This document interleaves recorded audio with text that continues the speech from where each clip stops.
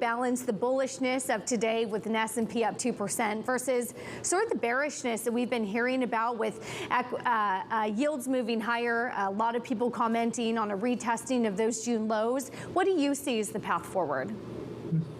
It's really interesting, and good afternoon. Thank you for having me this day. It's really interesting that the stock market is rallying and has rallied several times, as you know, throughout the summer, even as the bond market has shown lots of negative volatility and the bond yields continue to creep up and the dollar continues to creep up. And you have to wonder, when can we expect a sustained rally here, or to think we're out of the woods here?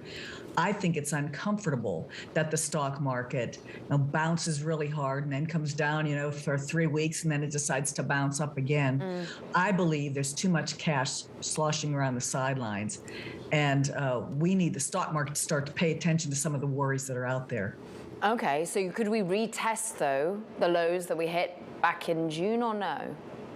Well, yes. I mean, we at Federated Hermes believe that may not end up being the low. We are not in the camp that says for sure it is the low.